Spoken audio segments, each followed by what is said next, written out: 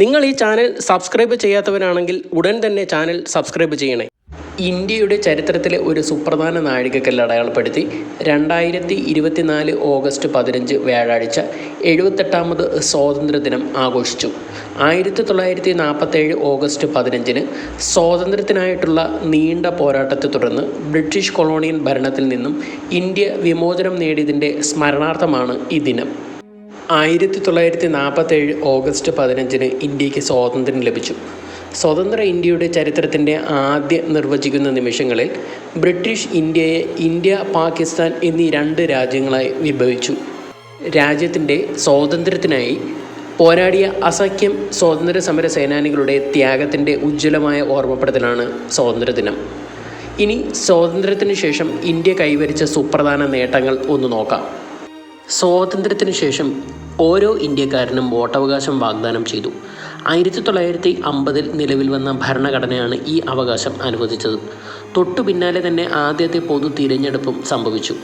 1948 തന്നെയാണ് കാശ്മീർ ഇന്ത്യയുടെ ഭാഗമായതും. ഇന്ത്യയും പാകിസ്ഥാനും സംസ്ഥാനത്തിൻ്റെ പേരിൽ നടത്തിയ യുദ്ധം അവസാനിച്ചത് മഹാരാജ ഹരിസിംഗ് ഇന്ത്യയിലേക്കുള്ള പ്രവേശനത്തിനുള്ള ഒരു രേഖയിൽ ഒപ്പുവച്ചതോടെയാണ്. 1950 ജനുവരി 26 ഇന്ത്യ റിപ്പബ്ലിക്കായി. 1949 നവംബർ 26 ഭരണഘടനാ അസംബ്ലി അംഗീകരിച്ച ഇന്ത്യൻ ഭരണഘടന ഈ ദിവസമാണ് നിലവിൽ വന്നത്. 1951 ബ്രിട്ടീഷുകാർ ആരംഭിച്ച റെയിൽവേ ശൃംഖല 1951 ദേശസാൽക്കരിക്കുകയും തുടക്കത്തിൽ 3 സോണുകളായി വിഭജിക്കുകയും ചെയ്തിരുന്നു. ഇന്ത്യൻ റെയിൽവേ ഇപ്പോൾ ലോകത്തിലെ ഏറ്റവും വലിയ റെയിൽവേ ശൃംഖലകളിൽ ഒന്നാണ്. 1951 ഇന്ത്യ അതിൻ്റെ ആദ്യ പൊതു തിരഞ്ഞെടുപ്പിന് ആതിഥേയത്വം വഹിച്ചു. 489 സീറ്റുകളിൽ 364 സീറ്റുകൾ നേടി കോൺഗ്രസ് വൻ വിജയം കരസ്ഥമാക്കി. ജവഹർലാൽ നെഹ്റു ഇന്ത്യയുടെ ആദ്യ പ്രധാനമന്ത്രിയായി. ഇന്ത്യ ആദ്യമായി ഏഷ്യൻ ഗെയിംസിന് 1951 ന്യൂഡൽഹിയിൽ ആതിഥേയത്വം വഹിച്ചു. 1953 ഇന്ത്യയിൽ ആദ്യ സാങ്കേതിക വർണ്ണചിത്രം പുറത്തിറക്കി. 1953 ടാറ്റ ആരംഭിച്ച എയർപ്ലെയിൻ കാരിയറായ എയർ ഇന്ത്യ ദേശസാൽക്കരിക്കപ്പെട്ടു. തുടർന്നുള്ള ഏകദേശം 4 പതിറ്റാണ്ടുകളോളം രാജ്യത്തിൻ്റെ ആഭ്യന്തര വ്യോമാതിർത്തിയുടെ ഭൂരിഭാഗവും നിയന്ത്രിച്ച് ഇന്ത്യ ഗവൺമെൻറ്റിൻ്റെ കൈവശം അത് തുടർന്നു. 1955 July 1 India government Imperial Bank of India ദേശസാൽക്കരിച്ചു. RBI 60% ഓഹരികളെടുത്ത് ഇമ്പീരിയൽ ബാങ്കിനെ സ്റ്റേറ്റ് ബാങ്ക് ഓഫ് ഇന്ത്യ എന്ന് പുനർനാമകരണം ചെയ്തു. നിലവിൽ ഇത് ഇന്ത്യയിലെ ഏറ്റവും വലിയ സർക്കാർ ഉടമസ്ഥതയിലുള്ള ബാങ്കിംഗ് ധനകാര്യ സേവന കമ്പനിയാണ്. 1956 ഏഷ്യയിലെ ആദ്യത്തെ ആണവ റിയാക്ടർ അപ്സര ആണവ റിയാക്ടർ 1956 ഓഗസ്റ്റ് 4 ഇന്ത്യ രൂപകൽപ്പന ചെയ്യുകയും നിർമ്മിക്കുകയും ചെയ്തു. ഇന്ത്യൻ റോഡുകളുടെ രാജാവെന്ന് സ്നേഹത്തോടെ വിളിക്കപ്പെടുന്ന അംബാസഡർ കാർ 1958 ആദ്യമായി നിരത്തിലിറങ്ങിയത്. പശ്ചിമ ബംഗാളിലെ കൊൽക്കത്തയ്ക്കടുത്തുള്ള ഉത്തർപര പ്ലാന്റിൽ ഹിന്ദുസ്ഥാൻ മോട്ടോഴ്സ് നിർമ്മിച്ച ഈ കാർ ബ്രിട്ടീഷ് നിർമ്മിച്ച മോറിസ് ഓക്സ്ഫോർഡ് സീരീസ് 3 മാതൃകയിലാണ് നിർമ്മിച്ചത്. 1960 ഇന്ത്യയിൽ ഹരിത വിപ്ലവം ആരംഭിച്ചത്. ഗോതമ്പിൻ്റെയും പയറുവർഗ്ഗങ്ങളുടെയും ഉയർന്ന വിളവ് തരുന്ന ഇനങ്ങൾ വികസിപ്പിച്ചതോടെ അത് ഭക്ഷ്യധാന്യ ഉൽപ്പാദനത്തിൽ വർധനവിന് കാരണമായി. സ്ത്രീധന നിരോധന നിയമം 1961 ജൂലൈ 1 പാർലമെൻറ്റ് പാസാക്കി. സ്ത്രീധനം കൊടുക്കുന്നതും വാങ്ങുന്നതും നിരോധിക്കുക എന്നതായിരുന്നു ഈ നിയമം. 1963 നവംബർ 21 തിരുവനന്തപുരത്തിനടുത്തുള്ള തുമ്പയിൽ നിന്നും വിക്ഷേപിച്ച റോക്കറ്റായിരുന്നു ഇന്ത്യയിൽ നിന്നും വിക്ഷേപിക്കുന്ന ആദ്യ റോക്കറ്റ്. ഈ വിക്ഷേപണം ഇന്ത്യയിൽ ബഹിരാകാശ പരിപാടിക്ക് തുടക്കം കുറിച്ചു. 1968 ബെസ്റ്റ് ചേംബർ മ്യൂസിക് പെർഫോമൻസ് വിഭാഗത്തിൽ വെസ്റ്റ് മീറ്റ് ഈസ്റ്റ് എന്ന ആൽബത്തിന് ഗ്രാമി അവാർഡ് നേടുന്ന ആദ്യ ഇന്ത്യക്കാരനായി കമ്പോസർ പണ്ഡിറ്റ് രവിശങ്കർ ചരിത്രം സൃഷ്ടിച്ചു. 1969 ജൂലൈ 19 സർക്കാർ 14 ബാങ്കുകളെ ദേശസാൽക്കരിച്ചു. Allahabad, Canara Bank, United Bank of India, UCO Bank, Syndicate Bank, IOB, Bank of Baroda, Punjab National Bank, BOI എന്നിവയായിരുന്നു ഈ ബാങ്കുകൾ. കൂടാതെ Maharashtra, Central Bank of India, Dhana Bank, Union Bank എന്നിവയും ഇതിൽപ്പെടുന്നു. 1969 ഇന്ത്യക്ക് ആദ്യത്തെ വാണിജ്യ ആണവ നിലയം ലഭിച്ചു. 1970 ഇന്ത്യ ധവള വിപ്ലവം കണ്ടു. ലോകത്തിലെ ഏറ്റവും വലിയ ക്ഷീരവികസന പരിപാടി വർഗീസ് കുര്യൻ മുൻകൈയെടുത്ത് നടപ്പിലാക്കി. പാൽ കുറവുള്ള രാജ്യമെന്ന നിലയിൽ നിന്നും ലോകത്തെ ഏറ്റവും വലിയ പാലുൽപ്പന്ന രാജ്യമായി ഇന്ത്യ മാറി. 1974 ഇന്ത്യ സ്മൈലിംഗ് ബുദ്ധ എന്ന രഹസ്യനാമത്തിൽ ആദ്യത്തെ ആണവ പരീക്ഷണം നടത്തി. ഇതോടെ ഇന്ത്യ 5 ആണവ രാഷ്ട്രങ്ങളുടെ പട്ടികയിൽ ഇടം നേടി. 1974 ആദ്യത്തെ കിണർ കുഴിച്ച ഇന്ത്യയിലെ ആദ്യത്തെ ഓഫ് ഷോർ ഓയിൽ റിഗായിരുന്നു മുംബൈ ഹൈയിലെ ഓയിൽ ഡ്രില്ലിംഗ് പ്ലാറ്റ്ഫോമായ സാഗർ സാമ്രാട്ട്. മുംബൈ തീരപ്രദേശത്ത് നിന്ന് 176 കിലോമീറ്റർ അകലെയാണ് ഇത് സ്ഥിതി ചെയ്യുന്നത്. ഓയിൽ ആൻഡ് നാച്ചുറൽ ഗ്യാസ് കോർപ്പറേഷൻ്റെ മേൽനോട്ടത്തിലാണ് ഇത് പ്രവർത്തിക്കുന്നത്. 1975 പ്രശസ്ത ഇന്ത്യൻ ജ്യോതിശാസ്ത്രജ്ഞൻ്റെ പേരിലുള്ള ആര്യഭട്ട ബഹിരാകാശ പേടകം ഇന്ത്യ തദ്ദേശീയമായി നിർമ്മിച്ച ആദ്യത്തെ ഉപഗ്രഹമാണ്. 1975 ഏപ്രിൽ 19 കപുസ്റ്റിൻയാരിൽ നിന്നും സോവിയറ്റ് കോസ്മോസ് 3M റോക്കറ്റ് വിക്ഷേപിച്ച ഉപഗ്രഹം പൂർണ്ണമായും ഇന്ത്യയിൽ രൂപകൽപ്പന ചെയ്തതാണ്. എക്സ്റേ, ജ്യോതിശാസ്ത്രം, എയറോണോമിക്സ്, സോളാർ ഫിസിക്സ് എന്നിവയെക്കുറിച്ചുള്ള പഠനങ്ങൾക്കായി ഇത് രൂപകൽപ്പന ചെയ്തത്. 1975 ഇന്ത്യയിലെ ആദ്യത്തെ പേഴ്സണൽ കമ്പ്യൂട്ടറായ HCL 8C വിൽപ്പന തുടങ്ങി.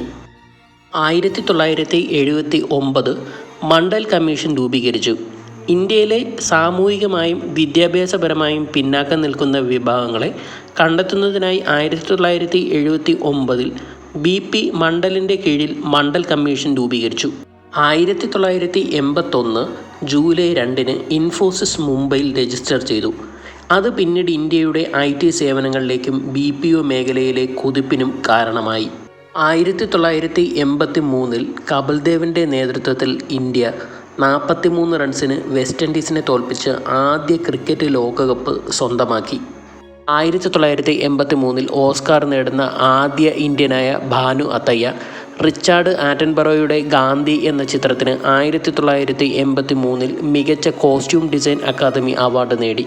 1984 സോവിയറ്റ് യൂണിയനുമായുള്ള സംയുക്ത ദൗത്യത്തിൽ ഇന്ത്യ ആദ്യ ബഹിരാകാശ സഞ്ചാരിയായ രാകേഷ് ശർമ്മയെ ബഹിരാകാശത്തേക്ക് അയച്ചു.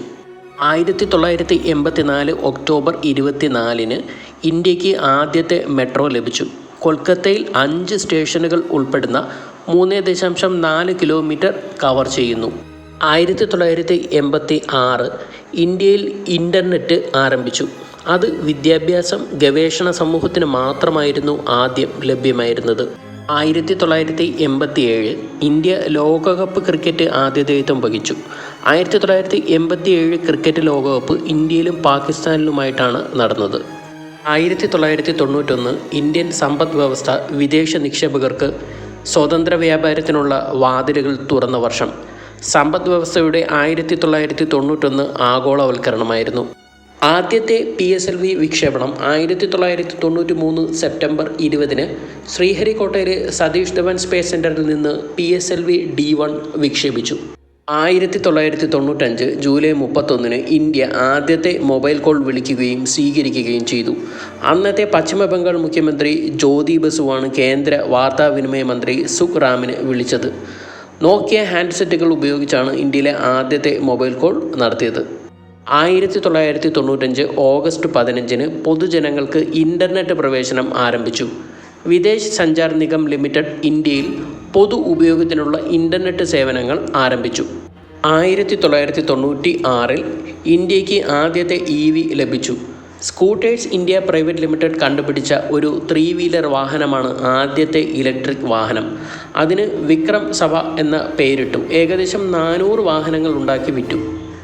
1998 ഓപ്പറേഷൻ ശക്തി എന്ന രഹസ്യനാമത്തിൽ 1998 മെയ് മാസത്തിൽ രാജസ്ഥാനിലെ പൊഖ്രാനിൽ വെച്ച് ഇന്ത്യ 5 അണുബോംബ് പരീക്ഷണങ്ങൾ നടത്തി. ഇന്ത്യ ഒരു സമ്പൂർണ്ണ ആണവ രാഷ്ട്രമായി മാറുന്നതിലേക്ക് ഇത് നയിച്ചു. 1999 കാർഗിൽ യുദ്ധത്തിൽ ഇന്ത്യ വിജയിച്ചു. നിയന്ത്രണ രേഖയ്ക്കുള്ളിൽ പാകിസ്ഥാൻ സൈന്യം നുഴഞ്ഞു കയറിയതിനെ തുടർന്നാണ് ഇന്ത്യ ഓപ്പറേഷൻ വിജയ് ആരംഭിച്ചത്. ജൂലൈയിൽ ഇന്ത്യ ടൈഗർ ഹിൽ തിരിച്ചുപിടിച്ചതോടെ യുദ്ധം അവസാനിച്ചു.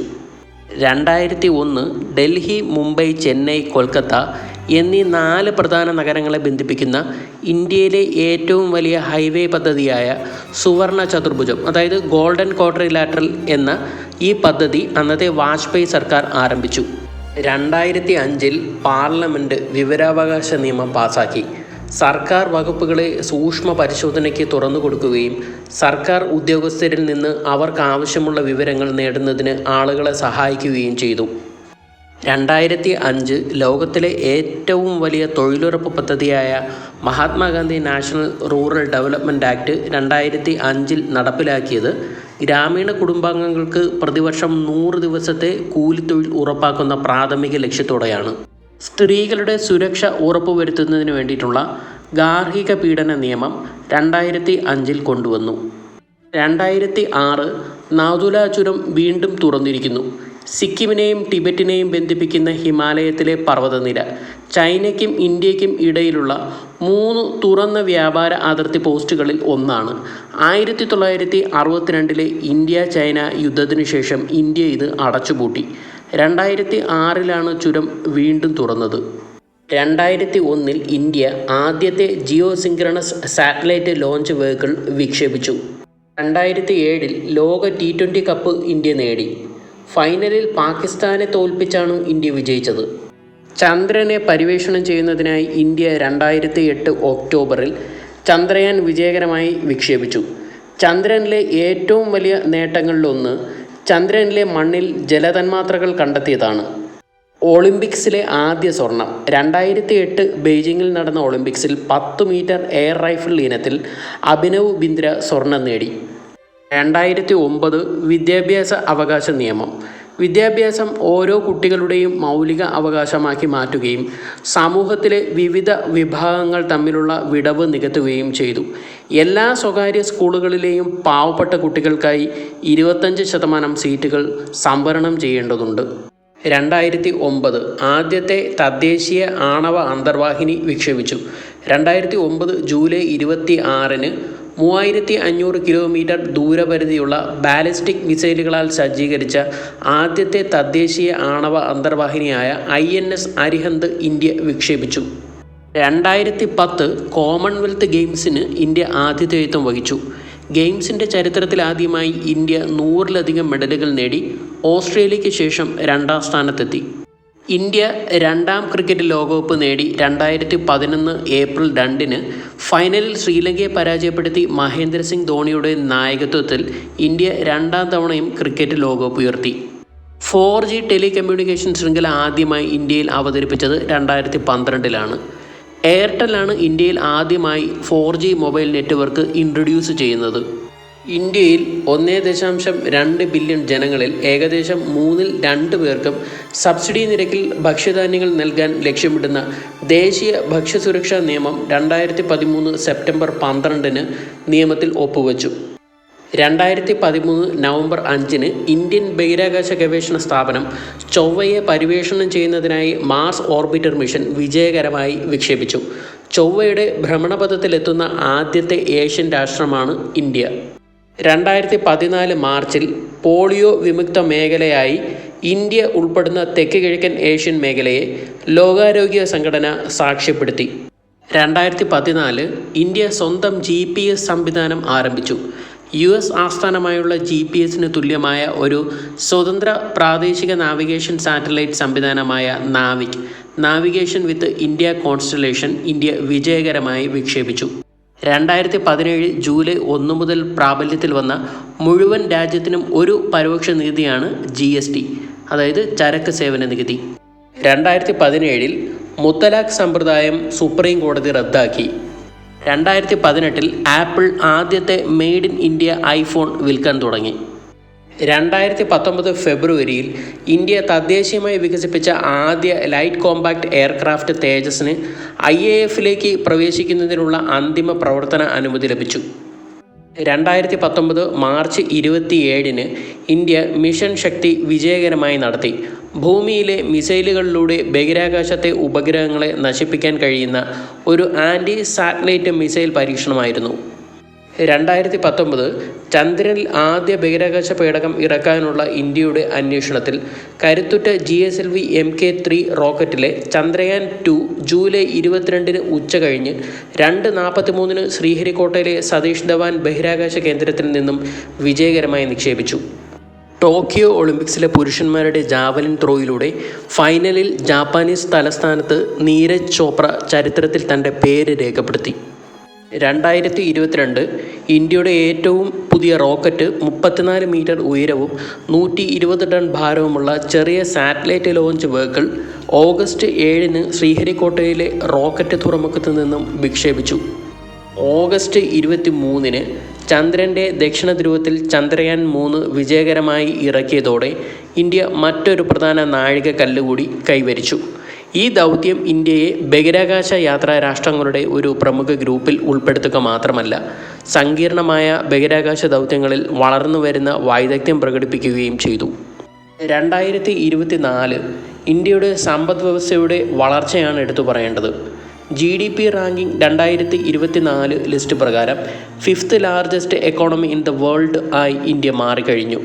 2024 information technology, health care, renewable energy തുടങ്ങിയ മേഖലകൾ ഗണ്യമായ വളർച്ചയ്ക്ക് ഒരുങ്ങുകയാണ്.